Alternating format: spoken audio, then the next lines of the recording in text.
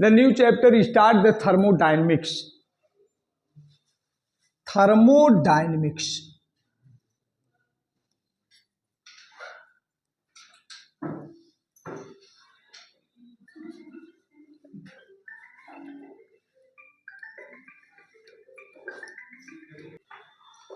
देखो, थर्मोडायनेमिक्स का मतलब क्या होता है, पहले ये समझिए। थर्म का मतलब होता है ना क्या, नहीं हीट, ठीक है, टेम्परेचर, ठीक है। और डायनेमिक्स का मतलब होता है क्या, मूव करना, यानी हीट का मूवमेंट। तो हीट कहां से मूव होती है, यानी high temperature to low temperature. तो आप थर्मोडायनेमिक्स को क्या कहोगे, the branch of physics in which the heat move या movement of heat from high temperature to low temperature. लिख लीजिए, the branch of physics, the branch of physics in which the movement of heat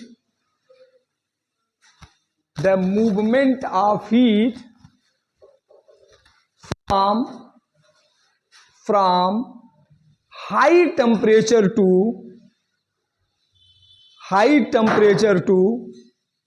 low temperature, ठीक है, इसे बोलेंगे thermodynamics. अब क्या होता है, जैसे मान ले होते हैं बेटा, जैसे थर्मोडायनेमिक सिस्टम क्या होते हैं, ठीक है ना, थर्मोडायनेमिक सिस्टम। तो आप इसमें लिखेंगे, आप हेडिंग करिए थर्मोडायनेमिक्स प्रोसेस, हेडिंग डालो थर्मोडायनेमिक प्रोसेस।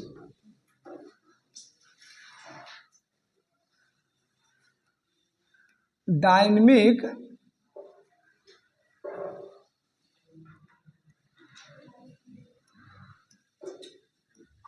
ये क्या हो जाएगा, इसको ध्यान देना है, थर्मोडायनेमिक प्रोसेस, ठीक है ना। अब देखो, जैसे हीट का फ्लो होना, ठीक है, थर्मोडायनेमिक्स के अंदर करेंगे।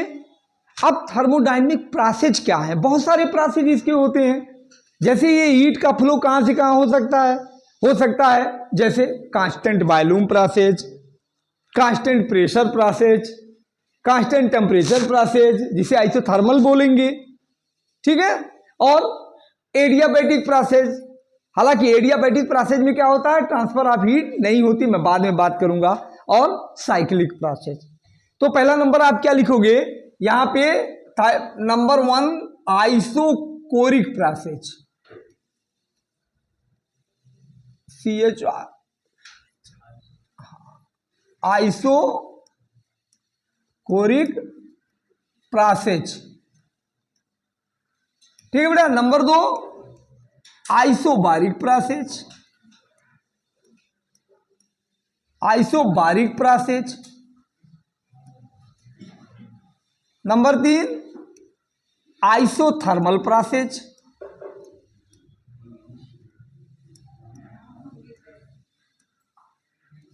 Isothermal process. और नंबर 4 क्या कहेंगे, एडियाबैटिक प्रोसेस, एडियाबैटिक, ध्यान दीजिए, एडियाबैटिक प्रोसेस। यहां बेटा क्या हो जाएगा, और भी लिख लो, साइक्लिक प्रोसेस,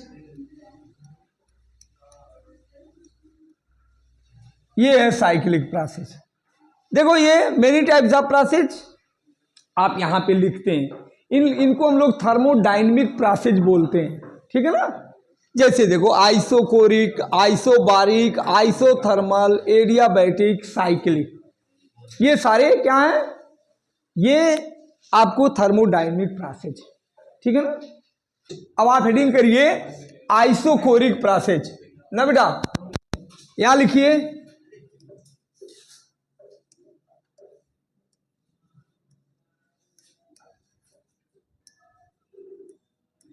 आइसोकोरिक प्रोसेस। देखो, आइसोकोरिक प्रोसेस क्या होता है, इसका नाम ही होता है ऐसा प्रोसेस जिसमें वॉल्यूम कांस्टेंट हो। तो लिख लीजिए, those process in which volume of system will be constant, volume of system will be constant. यहां पे आप क्या कहोगे, वॉल्यूम को कांस्टेंट बोलोगे, ऐसे हो जाएगा वॉल्यूम कांस्टेंट। ऐसा प्रोसेस जिसमें वॉल्यूम कांस्टेंट हो, अगर आप इसका पीवी डायग्राम बनाते हो ना, देखो यहां पे पीवी डायग्राम, तो क्या हो जाएगा यहां पे बेटा कितना हो जाएगा, देखो ध्यान दीजिए, हाँ ये हो जाएगा ऐसे, वॉल्यूम कांस्टेंट है ना, तो ये चीज हो जाएगी, समझ गए। देखो वॉल्यूम कांस्टेंट है तो ये लाइन कहां जाएगी, प्रेशर के पैरेलल, प्रेशर एक्सिस के पैरेलल जाएगी, समझ गए। तो अब बताओ यहां चेंज इन वॉल्यूम कितना होगा, चेंज इन वॉल्यूम क्या हो जाएगा, 0 हो जाएगा। डेल्टा V क्या हो जाएगा, ये 0 हो जाएगा, समझ गए मेरी बात को। तो ये आप नोट कर लीजिए, ये आइसोकोरिक प्रोसेस में आपने काम किया है।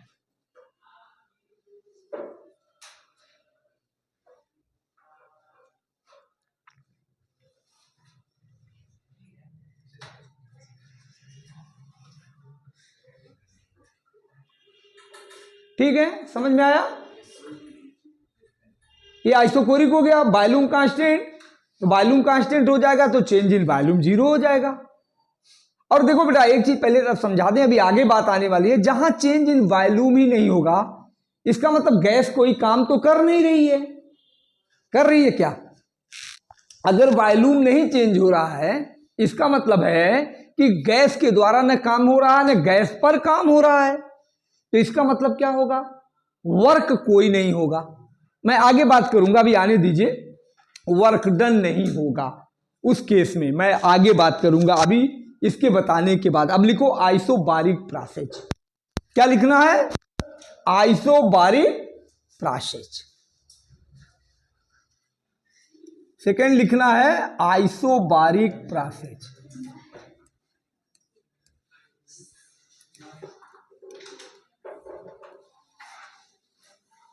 तो आइसोबारिक प्रोसेस में क्या होता है बेटा, ऐसा प्रोसेस जिसमें प्रेशर कांस्टेंट हो जाए, कहेंगे those process in which pressure constant, those process in विच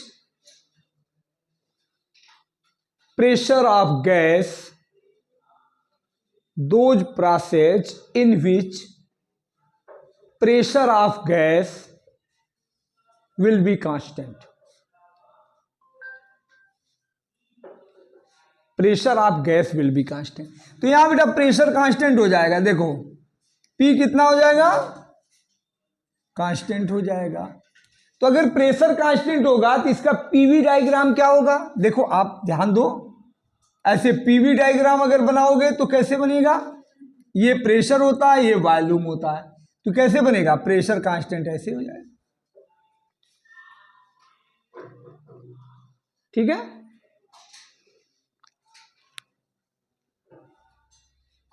ठीक है, ये आइसोबारिक हो गया, मीन्स प्रेशर कांस्टेंट। समझ में आ गई मेरी बात। अब आगे क्या बात करना है, अगला प्रोसेस क्या हो जाएगा, आइसोकोरिक प्रोसेस। तीसरा कौन सा प्रोसेस होगा, देखो ध्यान दो, अरे सॉरी आइसोकोरिक नहीं, आइसोथर्मल। अगला लिखेंगे आइसोथर्मल प्रोसेस, लिख लिया इसको, हो गया है ये कि नहीं, isothermal process, isothermal process.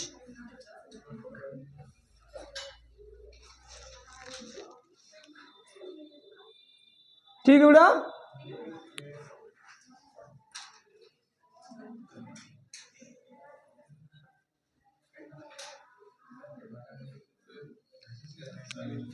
Next process is isothermal process. ए बेटा आइसोथर्मल का मतलब क्या होता है, थर्म मीन्स टेम्परेचर, ऐसा प्रोसेस जिसमें टेम्परेचर कांस्टेंट हो। अभी तक क्या है, आइसोकोरिक प्रोसेस में आपने वॉल्यूम कांस्टेंट रखा, आइसोबारिक प्रोसेस में प्रेशर कांस्टेंट रखा, आइसोथर्मल प्रोसेस में टेम्परेचर कांस्टेंट रखना है। तो आप क्या बोलोगे कि isothermal process are those in which temperature, लिख लीजिए, iso process are those in which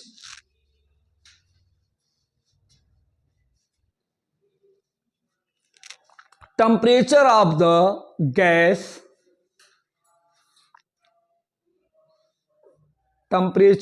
gas will be constant. Temperature of the gas will be constant. तो टेम्परेचर कांस्टेंट हो जाएगा। तो यहां पर क्या करेंगे, एक चीज ध्यान रखो, जो भी प्रोसेस टेम्परेचर कांस्टेंट होता है जिस प्रोसेस के अंदर, वो आगे आएगा काइनेटिक थ्योरी ऑफ गैस में। वो क्या करता है बेटा ना, एक होता बायल्स लॉ, आप लोग हो सकता है हाई स्कूल में 10th में पढ़े हो, तो बायल्स लॉ को फॉलो करता है। तो आप यहां क्या लिखोगे, इट फॉलो बायल्स लॉ। अभी आइसोथर्मल और एडियाबैटिक प्रोसेस बहुत अच्छे तरीके से पढ़ना है। It follow बायल्स law, बायल्स law. और बायल्स लॉ क्या होता है बेटा, पीवी इक्वल टू कांस्टेंट, ठीक है।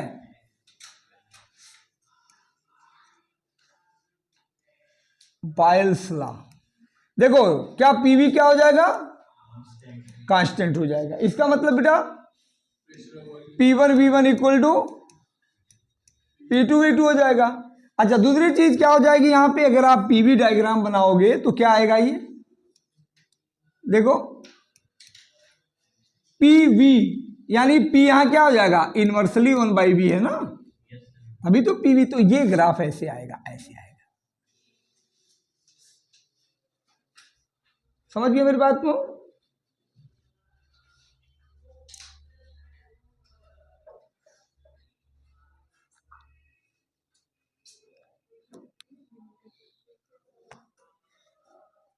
ठीक है बेटा। आइसोथर्मल, तो इसमें क्या करना होगा हम लोगों को, देखो ये ग्राफ ऐसे आता है आइसोथर्मल। तो इसमें देखो सबसे इंपॉर्टेंट चीज क्या होती है कि इस आइसोथर्मल प्रोसेस में, अभी देखो आइसोथर्मल एंड एडियाबैटिक प्रोसेस ना, ये अलग चैप्टर है ना। तो अब इसको मैं यही ले रहा हूं, आइसोथर्मल एंड एडियाबैटिक पूरा ले रहा हूं, जो जो उसमें चीजें हैं, ठीक है। तो आप पहले आइसोथर्मल प्रोसेस में ये आप देख रहे हो ना कि ये ग्राफ इस तरीके से आया, तो इस ग्राफ का स्लोप लेते हैं हम लोग, ठीक है। तो आप कहेंगे स्लोप इन आइसोथर्मल प्रोसेस, हेडिंग करिए, स्लोप इन आइसोथर्मल प्रोसेस।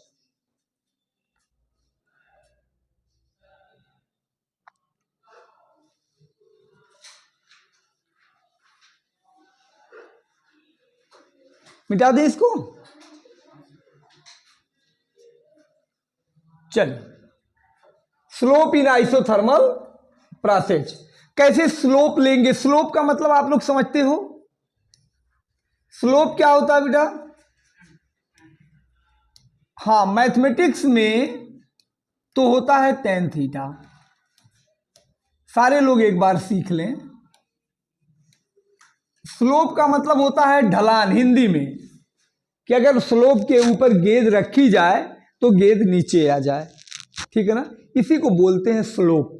जैसे मान लो, देखो ये है स्लोप, है ना, तो अगर आप यहां पर कोई चीज रखोगे तो ये क्या करेगी, नीचे आएगी, आएगी कि नहीं आएगी नीचे, इसको बोलते हैं स्लोप। तो हम लोग आइसोथर्मल प्रोसेस की स्लोप निकालेंगे क्योंकि उसका ग्राफ ऐसा है।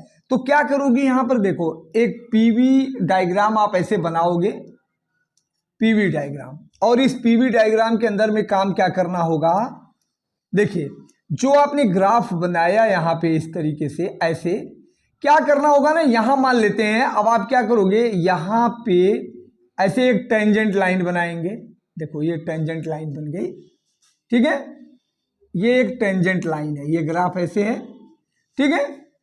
तो इस पॉइंट पे किसी एक पॉइंट पे देखा जाए, मान लेते हैं यहां पे ये, चलो यहां पर क्या हो जाएगा v कामा p। भाई यहां पे ऐसी लाइन बनाओगे ना, स्लोप एक्चुअल में देखो, जैसे मान लो ये ग्राफ है, चलो ऐसे समझो ऐसे, तो इस ग्राफ की स्लोप ये क्या नहीं, आप यहां पर एक टेंजेंट लाइन बनाओगे, यही इसका स्लोप है। स्लोप एक्चुअल ये है, समझ गए मेरी बात को? समझ में कुछ आ रहा है नहीं आ रहा है? स्लोप, तो ये आप एक बात बताओ, देखो ये स्लोप एंगल इधर से लेते हैं बेटा, इधर देखो ये इधर से लिया जाता है हमेशा स्लोप का एंगल, तो इसका मतलब है ये थीटा जो है ना, ये देखो ये थीटा क्या है, 90 से बड़ा है कि छोटा? ये थीटा 90 से बड़ा है या छोटा? 90 से बड़ा है, ये 90 से बड़ा है। तो अगर 90 से बड़ा है तो स्लोप को हम लोग बोलते हैं बेटा, क्या बोलते हैं स्लोप को? ध्यान दो, स्लोप का मतलब होता है मैथमेटिक्स में टेन थीटा, मैथ में बोलते हैं टेन थीटा। अगर थीटा 90 से बड़ा है, देखो थीटा यहां क्या है, ग्रेटर देन 90 है ना, थीटा ग्रेटर देन 90, तो स्लोप कितना हो जाएगा? स्लोप निगेटिव होगा। क्यों? क्योंकि टेन की वैल्यू क्या होती है? निगेटिव होती है। समझ गए मेरी बात को? अगर टेन थीटा 90 से बड़ा है तो टेन निगेटिव हो जाएगा, तो इसका मतलब हमें पहले से पता होना चाहिए कि स्लोप निगेटिव आएगा। बोलो, तो इन आइसोथर्मल प्रोसेस में बेटा ये बताओ, अच्छा ये वीपी क्या है? वॉल्यूम है ना, पहले देखो ये वॉल्यूम, एक्स एक्सिस को वॉल्यूम बोलते हैं यहां से यहां तक, और इसको प्रेशर बोलते हैं। तो पहले एक्स एक्सिस वाला रखोगे, फिर वाई एक्सिस वाला रखोगे, ठीक है? बोलिए, कुछ आ रहा है समझ में बात? तो फिर कहोगे, इतनी बात लिख लीजिए, फिर कहेंगे in isothermal process, in isothermal process, देखो क्या हो जाएगा, PV equal to constant, PV equal to constant होता है कि नहीं होता है? बोलो बेटा। आज जरा इसको डिफरेंशिएट करो, डिफरेंशिएट कैसे किया जाता है? देखो डिफरेंशिएट मतलब डिफरेंशियल कैसे करेंगे, इसको ध्यान देना है। यहां देखो, पहले ऐसे करते हैं, तुम्हें एक चीज सिखा दे, पहले P लिखेंगे, फिर डिफरेंशियल ऑफ किसका लिखेंगे? हाँ, dV, प्लस V लिखेंगे, फिर डिफरेंशियल ऑफ, और इक्वल टू कांस्टेंट का डिफरेंशियल होता है 0। कांस्टेंट का डिफरेंशियल क्या होता है बताइए? 0 होता है। ये बात समझ में आई कि नहीं? पीवी का डिफरेंशिएट किया ना पीवी को, अब क्या करते हैं? आगे बढ़ाते हैं यार। देखो फिर क्या हो जाएगा, ये ऐसे लिख सकते हो आप, P into D V equal to minus V into D P. बोलो, होगा कि नहीं होगा? फिर क्या करते हैं? बोलो, देखो बहुत सिंपल है, जैसे X Y equal to constant हो तो उसका डिफरेंशियल कैसे करेंगे? x into D Y plus Y into D X equal to 0। Same उसी टाइप से किया गया है। अच्छा ये बताओ, यहां पे आप करेंगे क्या? dp by dv। अब इसके नीचे इसको लाओ और इसके नीचे इसको लाओ तो कितना आएगा बताइए? माइनस कितना आया? P बाई वी आया कि नहीं आया? बोलो। अच्छा dp बाई dv क्या है? dp का मतलब बेटा देखो, ये प्रेशर और ये वॉल्यूम, तो टेन थीटा बराबर देखो परपेंडिकुलर अपान बेस होगा ना, तो यही तो आपका क्या आ जाएगा? यही तो स्लोप होगा। इसलिए स्लोप कितना आया? ये आया, देखिए आपका जो भी है यहां, ये आया dp बाई dv। स्लोप आया कि नहीं आया? बोलो। नहीं समझ पाए बात को? तो बताओ, तो स्लोप बराबर कितना हो गया? अगर आप इसको कहोगे 1 और 2, तो स्लोप कितना आया बेटा? स्लोप इन आइसोथर्मल प्रोसेस, नहीं कहा समझ में आया? हमसे पूछिए, आइसोथर्मल प्रोसेस कितना आ जाएगा? बराबर -P/V। बोलो कैसे? देखो ये कैसे dP/dV को क्यों ले लिया?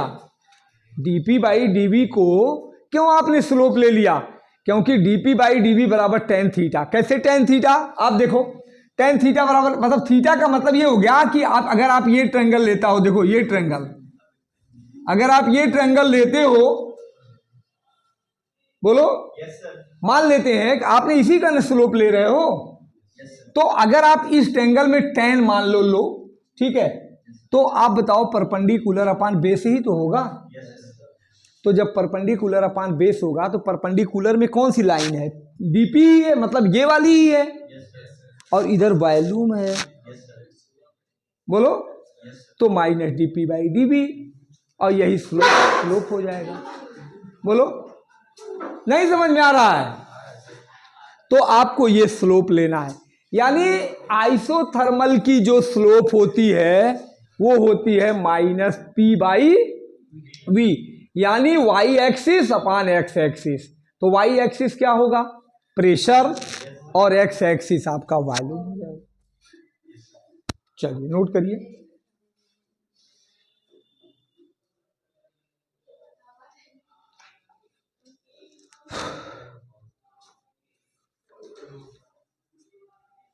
नोट कर लो।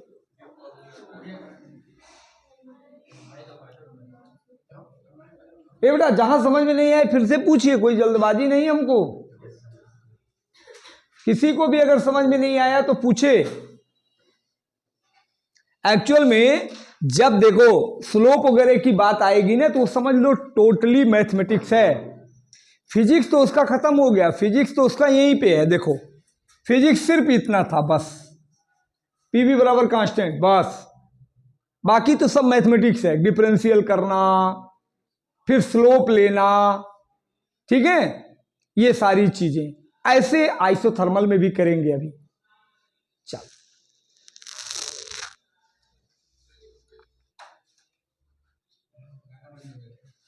हेडिंग करिए, work done in isothermal process, note करो।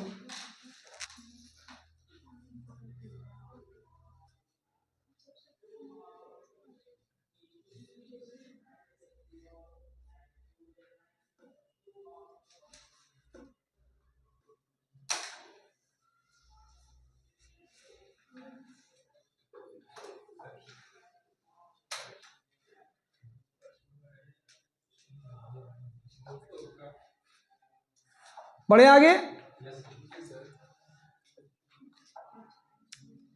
आइसोथर्मल को मैंने सोचा पूरा कर दें, फिर एडियाबैटिक को, क्योंकि ये अलग एक जो है साइड बुक में चैप्टर। कहां पे? स्लोप इन आइसोथर्मल प्रोसेस।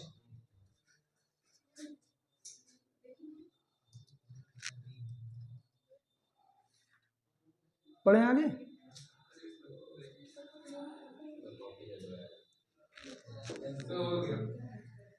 देखो अब क्या काम करना बेटा, सुनो।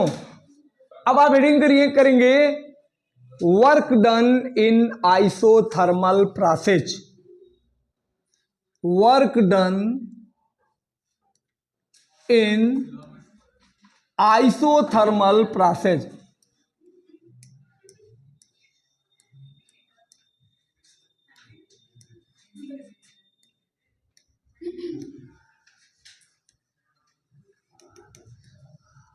ठीक है बेटा, कैसे वर्क डन लेंगे? पहली बात तो एक चीज आप समझ लो, आप पीवी डायग्राम जो होता है ना, उसके अंदर जो एरिया कवर की जाती है वही वर्क डन होता है।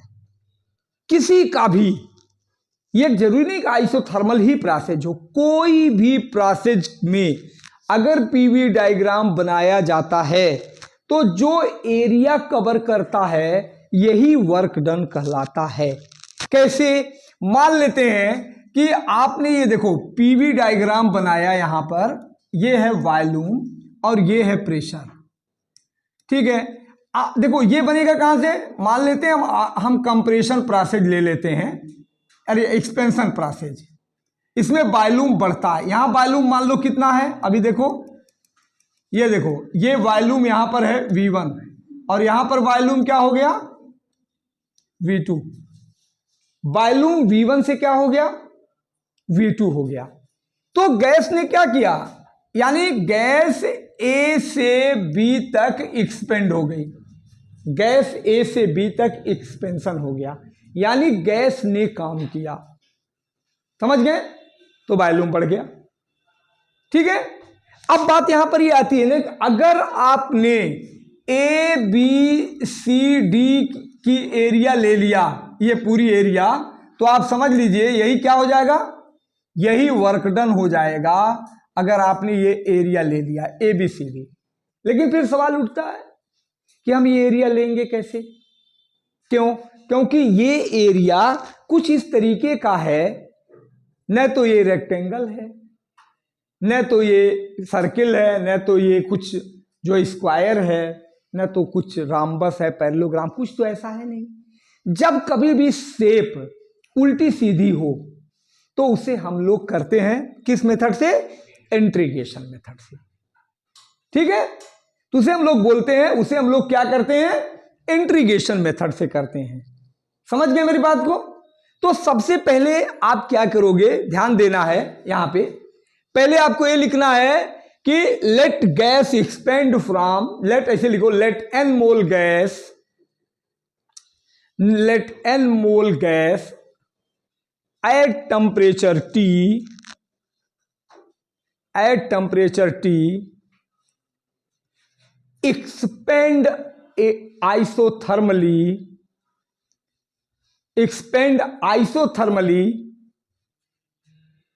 ठीक है, from volume V1 to V2, from volume V1 to V2। तो बताओ बेटा, अब गैस एक्सपेंड हुई है ना, तो वर्क किसने किया, गैस ने किया कि गैस पर किया गया, गैस ने किया, क्योंकि वॉल्यूम बढ़ा ना, तो अगर वॉल्यूम बढ़ता है तो गैस काम करती है, समझ गए। तो इसलिए आप क्या बोलोगे कि वर्क डन, ऐसे लिखेंगे, work done by the gas, work done by the gas, देखो, इज इक्वल टू द, ऐसे W is equal to the area of A B C D A, पूरी पूरी A तक, A B C D A, बोलो। अब यहां सवाल उठता है कि यार A B C D A तो ठीक है, एरिया ले लें, हम कैसे करें इसको। तो एक काम करो, ऐसी एरिया, ऐसे आपको एरिया लेने के लिए इंटीग्रेशन मेथड करते हैं। कैसे करते हैं, पहले आप एक काम करो, यहां पर आप एक छोटी सी ऐसे स्ट्रिप लो और वो स्ट्रिप ऐसे लगे जैसे वो रेक्टेंगल है, ऐसे पतली सी एक स्ट्रिप लीजिए, एक बराबर लेना है, ये मानते हैं ये है प्रेशर P, यहां से लेके यहां तक कितना प्रेशर है, बोलो, ये प्रेशर है P, ध्यान दो, ऐसे है ना, और ये वॉल्यूम कितना है यहां तक, ये वॉल्यूम है dV। तो बताओ ये एक छोटा सा रेक्टेंगल उसमें बनाए कि नहीं, बहुत छोटा सा रेक्टेंगल, ऐसे मान के चलो कि यहां से देखो ये ऐसे आ गया और ये हो गया ये एरिया, ये प्रेशर वाली लाइन, ये वॉल्यूम वाली लाइन, तो प्रेशर P, प्रेशर को P ही लो, ठीक है, और वॉल्यूम बहुत छोटा है इसलिए इसको dV ले सकते हैं। तो बताओ बेटा, अगर आप यहां पर ऐसे कहोगे एरिया वर्क डन, कहेंगे इसे DW, छोटा वर्क डन लेंगे तो क्या कहोगे, एरिया ऑफ स्ट्रिप, जो छोटा सा आपने स्ट्रिप लिया है उसी की एरिया आपने लिया, तो उसकी एरिया बेटा क्या होगी बताओ, P इंटू होगी कि नहीं बताओ, होगी कि नहीं? अरे लेंथ इनटू ब्रेथ ही किया मैंने, कुछ नया थोड़ी कर दिया। लेकिन ये काम आप इसमें छोटे में कर पाओगे, अभी आपको पूरा निकालना है। तो पूरा कैसे निकालेंगे? अब अगर आप इसका इंटीग्रेशन कर देते हो ना तो टोटल एरिया आ जाएगी। इसलिए क्या कहेंगे? Net work done, net work done in isothermal process, isothermal process, ठीक है बेटा। W इक्वल टू ऐसे बोलेंगे, यहां पे देखिए इनटू DW, यहां देखो DW। अच्छा वॉल्यूम कहां से कहां तक एक्सपेंड हुआ है? V1 से V2 तक हो गया है। देखो ध्यान दीजिए, हो गया है कि नहीं? V1 से V2 तक हो गया। अब क्या करोगे? वैल्यू रख दोगे, ये वैल्यू उठा के यहां पुट कर दोगे। इसलिए वर्क डन कितना हो गया? वही वैल्यू बेटा रखेंगे। W इक्वल टू कितना हो जाएगा? यहां पर देखो V1 टू V2 हो गया और P इंटू DV हो जाएगा कि नहीं? इसको हम लोग ले लेते इक्वेशन नंबर 1 हो जाएगा। कोई दिक्कत किसी को? केवल वैल्यू ही तो रखना है।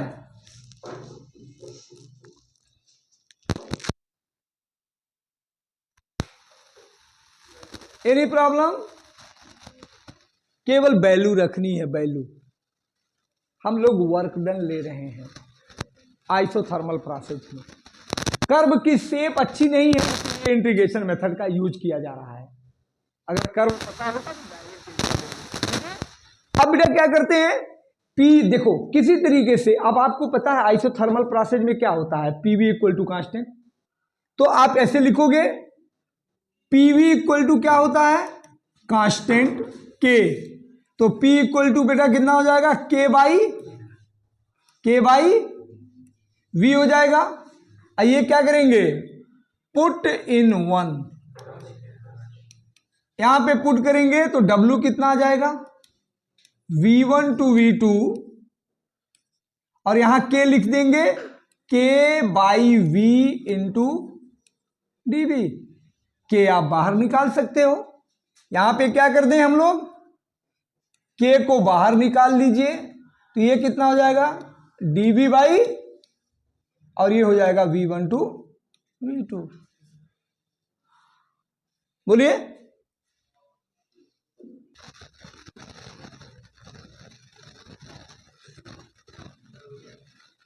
देखिए कंप्लीट हो गया ये।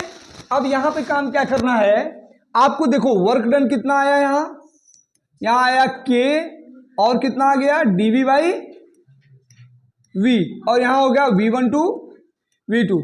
देखो इंटीग्रेशन में क्या होता है ना, इसमें जैसे इंटीग्रेशन में एक फार्मूला होता है, ये सारे बच्चों को याद रखना चाहिए। dx by X equal to होता है log x बेस e। देखो बेटा एक छोटा सा यहां बेस आता है ऐसे, log x बेस e। कोई भी log अपने बेस पर होता है। अब सवाल ये उठता है कि वो log अपने बेस पर कैसे होगा? ठीक है, log हमेशा बेस 10 पर होता है। e क्या होता है? e एक वैल्यू होती है जो 2 और 3 के बीच में होती है, ठीक है ना। लेकिन इसका डिफरेंशिएशन का फार्मूला ये होगा dx by X equal to log x। अब क्या काम करना होगा? इधर देखिए ये है ना, इसको भी इसी तरीके से लिखना है। कैसे लिखोगे? ये हो गया K, अब ये क्या होगा? log V बेस E, और यहां क्या लिखना होगा? V1 टू V2 नहीं लिखना है। अब क्या करना है? W equal to K। देखिए ध्यान दीजिए, है ना, ये कितना हो जाएगा?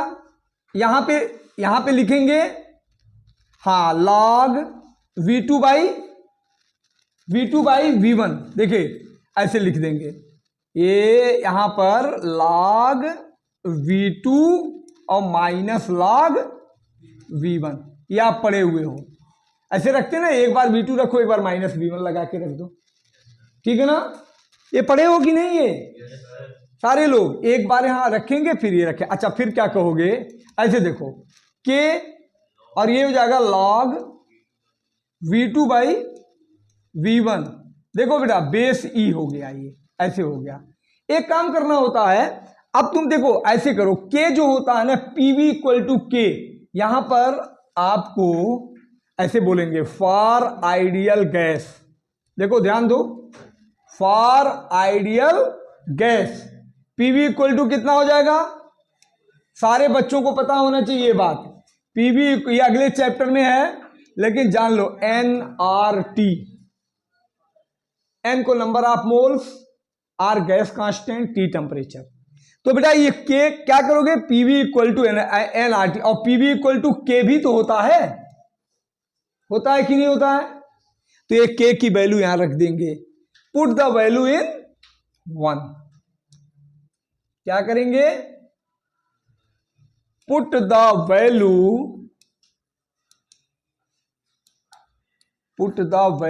इन 1। तो कितना आ जाएगा यहां देखो, वर्क बराबर कितना आएगा, NRT log V2 by V1, और बेस कितना होगा E। तो बेटा कोई भी बेस जानते हो, बेस कोई भी E पे नहीं निकाला जाता, बेस 10 पे निकाला जाता है। मेरी बात समझ गया, अरे के की जगह पे रख दिया ना यहां पे। अब कोई बेस देखो E पे नहीं, बेस E को बेस 10 में बदलने के लिए 2.303 यहां मल्टीप्लाई करते हैं।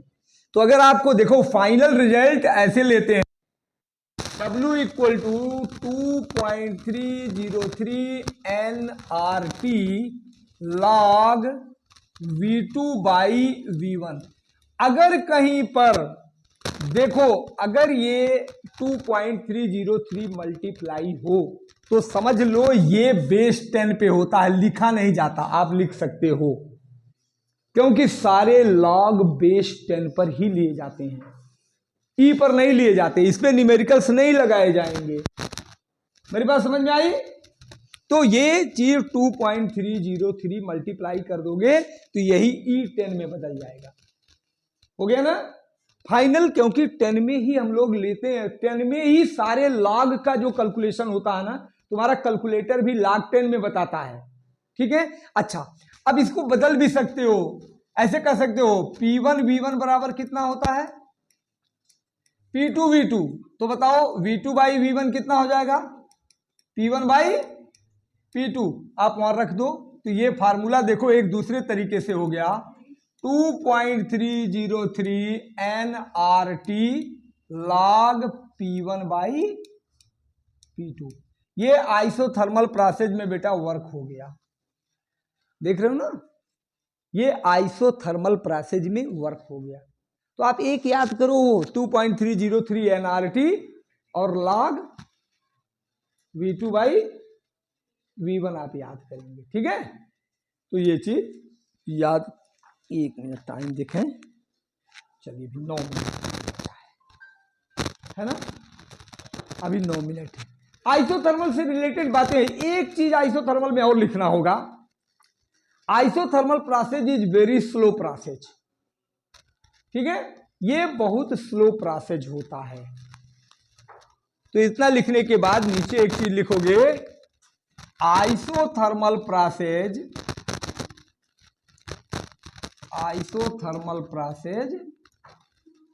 इज स्लो प्रोसेस, ठीक है। अगर कोई भी प्रोसेस वेरी स्लो हो रहा है तो आप समझ लीजिए कि वो आइसोथर्मल है, वो बायल्स लॉ को फॉलो करेगा, P1 V1 बराबर P2 V2, यानी टेम्परेचर उसका कांस्टेंट रहेगा। इस चीज को आपको नोट करना है, उसका टेम्परेचर जो है कांस्टेंट रहेगा, ये चीज इतना करना है। ये मैथमेटिकली पूरा है, ध्यान रख लें। अभी आपको जो ये आपने डिराइव किया तो ये बिल्कुल प्योर मैथमेटिक्स है, समझ गए ना। लेकिन करना है बहुत आसान तरीके से, इसको जो है आप कर सकते हो, ठीक है।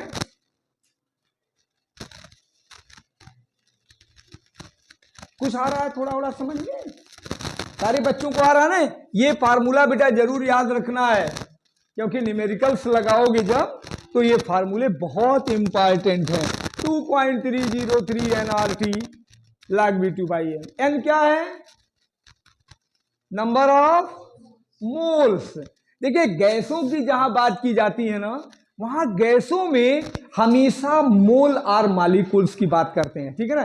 जैसे ऐसे बोलते हैं, आप कहते हो मान लो गैस का 5 मोल ले लिया, ठीक है, तो इस तरीके आर क्या है? Gas constant. ये जब काइनेटिक थ्योरी आप गैस आएगा तो वहां पर तो हम ज्यादा बताएंगे कि आपको आर की कितनी वैल्यू होती है, आर डिपेंड किस पे करता है, ये सारी चीजें बताएंगे जो अगला चैप्टर आने वाला है, ठीक है। लेकिन पहले इसको समझिए। हो गया कंप्लीट? अब बेटा सुनिए, अब एडियाबैटिक प्रोसेस लिखो, एडियाबैटिक प्रोसेस, हेडिंग डालो, एडियाबैटिक प्रोसेस। ये कौन सा प्रोसेस होता है? इसको ध्यान देना है, एडियाबैटिक प्रोसेस, ठीक है, नोट।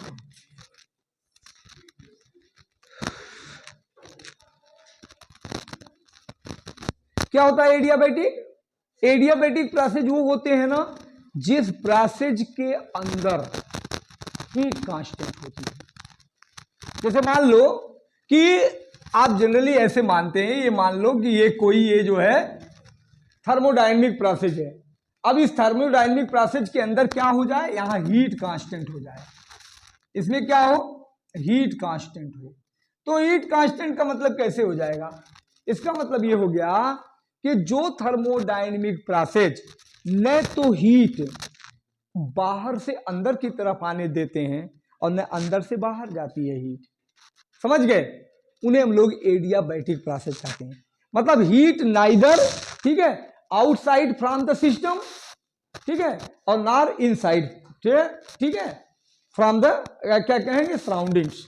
न तो सराउंडिंग से अंदर आ सकता है और न तो सिस्टम से बाहर जा सकता है। तो हीट क्या हो जाएगी? पूरे सिस्टम की कांस्टेंट हो जाएगी। यानी आइसोथर्मल और एडियाबैटिक में डिफरेंस क्या है? उसमें टेम्परेचर कांस्टेंट होता है, इसमें हीट कांस्टेंट होती है। हीट कब कांस्टेंट होगी? जब न तो हीट बाहर से अंदर से बाहर जा से। ए भाई क्या हो रहा है? ये भी बीच में बोलना पड़ेगा, इसका डेकोरम बिगाड़िए नहीं है, मत बिगाड़िए। वो देखेंगे वीडियो फिर तो सोचेंगे कि किसको बता रहे हैं, है ना। डेकोरम मत बिगाड़िए, मत करो, नहीं तुम सुधरो, तुम कुछ ज्यादा जो है इस समय करते हो, सुधार करो बेटा, ठीक है। पढ़ाई करो, सारी जिम्मेदारी हमारी ही थोड़ी है। मतलब अगर नहीं पढ़ना रहता, जो बहुत सारे बच्चे क्लास में होते हैं, ठीक है, थोड़ा उसको आप करो, आप करो, कर दो भाई। जैसे मान लो सिस्टम क्या हो जाएगी? हीट जो है कांस्टेंट हो जाएगी। हीट कैसे कांस्टेंट होगी? हीट न तो बाहर जाएगी और न बाहर से अंदर आएगी। तो इसका मतलब है कि ये थर्मोडायनेमिक कौन सा प्रोसेस हुआ? एडियाबैटिक। तो कैसे लिखोगे? सेम एडियाबैटिक भी इसी तरीके से है, थोड़ा आइसोथर्मल से थोड़ा सा डिफरेंट है, ठीक है ना। तो लिखिए adiabatic process are those, adiabatic process are those in which heat neither goes from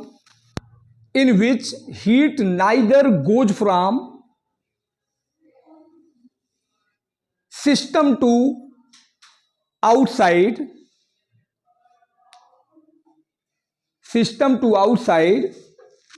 or outside to system, R comes from ORR comes from outside to system. बस सिंपल से इसके अर्थ क्या है? सिंपल अर्थ है, न तो अंदर से बाहर जाएगी और न बाहर से अंदर हीट आएगी। तो that is heat of the system will be constant, that is heat of system will be constant. Heat क्या हो जाएगा? ये बेटा कांस्टेंट हो जाएगा, ठीक है। हम आप लोगों को हंसा वसा इसलिए नहीं कि उसमें रिकॉर्ड हो रहा है ना, बैठ के 4 लोग उस लोग देख के एडिट उडिट करते हैं, ठीक है। तो और बड़ा प्रेशर रहता है जब लगा रहता है ना, कि आप एक को लाइन यूट्यूब पे जाता है बेटा, ऐसा नहीं है, कोई कोई तो देखता ही होगा हैं। मान लिया ये बात तो मान लिया कटिंग कर देंगे यूट्यूब पे, अगर आपने कुछ भी गलत बोल दिया तो बहुत लोग जो है हो सकता है कि कोई किसी के घर में बहुत पढ़े लिखे हैं वो नहीं देखेंगे, क्या कहेंगे अरे सर तो एडियाबैटिक प्रोसेस में हीट को वो कर रहे हैं, हो सकता है टेम्परेचर कांस्टेंट हो, है कि नहीं है। ये सब ध्यान रखना, ये लग जाने के बाद में प्रेशर बन हो जाता है दिमाग पर कि ये क्या है? अपनी मौलिक जो है ना पढ़ाई में इंसान नहीं रह पाता है, क्योंकि उसको याद भी करना है ना, उसको बताना भी है। देखो बेटा ये तो काटना पड़ेगा, ये तो कट जाए, ठीक है। तो बेटा हीट कांस्टेंट हो गई। अब इसी में सुन लो, इसका मतलब है अगर हीट कांस्टेंट हो गया ना तो ये एक रूल्स होता है ना पायसन लॉ। ये कौन सा रूल होता है? जैसे यहां बायल्स लॉ है ना, ये it follow the Poisson law. किताबों में नहीं लिखा है लेकिन है कि लिखो इट फॉलो पायसन लॉ। हाँ, इट फॉलो पायसन लॉ। जब आप इंजीनियरिंग करोगे ना तो इस लॉ का जिक्र किया जाएगा, और वो पायसन लॉ है क्या? पीवी, जैसे आपने कहा पीवी इक्वल टू कांस्टेंट ना बेटा, देखिए ऐसे इसमें PV power gamma equal to constant, gamma Poisson POYSON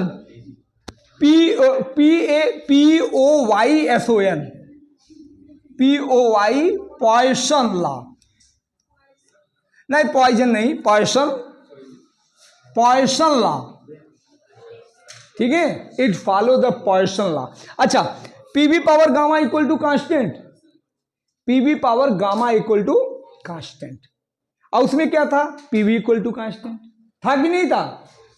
तो बेटा क्या काम करना है, ये गामा अपने आप में एक बहुत बड़ी चीज है। यहां पर ये गामा कम से कम 1 घंटा चलेगा, समझ गए?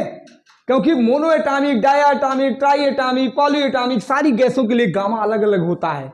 और गामा होता क्या है ये सारी बातें करेंगे, फिर इसका स्लोप लेंगे, डिराइव करेंगे, फिर इसका जो है वर्क डन लेंगे, समझ गए?